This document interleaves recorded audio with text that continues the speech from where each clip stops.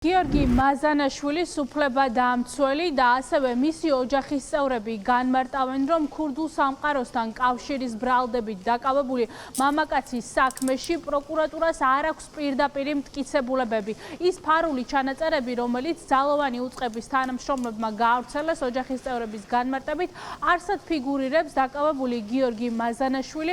ოჯახის წევრები ამბობენ, რომ საგამოძიებო მოქმედებები ძალოვანი უწყების თანამშრომლებმა თანმიმდევრულად არ ჩაატარეს. სწორედ ამიტომ უფლებადამცველი თავად გახდა იძულებული, რომ გამოკითხვის ოქმები დამატებით მტკიცებულებად საქმეში თავად ჩაედო. გიორგი მაზანაშვილი დიდი სპეცოპერაციის შემდეგ 17 ივლისს დააკავეს. ეს სპეცოპერაცია რამდენიმე ქალაქში ერთდროულად ჩატარდა და დაკავებულია 20-მდე პირი, რაც შეეხება მაზანაშვილს. ის 17 ივლისის შემდეგ არის პატიმრობაში, თუმცა ადვოკატის განმარტებით საქმეში არ არის მტკიცებულება, რაც დაადასტურებს იმას, რომ მაზანაშვილს ნამდვილად ჰქონდა ქურდული სამყაროს წარმომადგენლებთან კონტაქტი. ის კრებსები კი, რომელიც საქმეში დამატებით მტკიცებულებად ჩადო პროკურატურამ, უფლებადამცველის განმარტებით არის მხოლოდ პირადი ხასიათის საუბარი.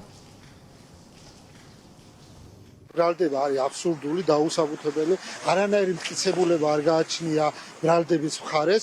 სასამართლო უკვე დაწყებულია, თითქმის 6 თვეა მიმდინარეობს და ბრალდების მხარემ ერთი მტკიცებულებაც კი ვერ მოიპოვა, რომელიც დაადასტურებს გიორგი მაზანაშვილის ბრალეულობას. ბრალში რაც არის ჩაწერილი პროკურორის მიერ თვითონ და დაზარალებულთან მიმართებაში, ბრალდების მხარეს დაზარალებულიც კი არ აყავს გამოკითხული, დაცვის მხარემ გამოკითხა და დაცვის მხარე დაადასტურებს გიორგი მაზანაშვილის უდანაშაულობას. ჩანაწერებშიც არანაირი დანაშაულის ნიშნები არ არის. ეს არის პირადი საუბრები, რომელიც არის ოჯახს შეეხება, მეგობრებს შეეხება და არაფერი კრიმინალურ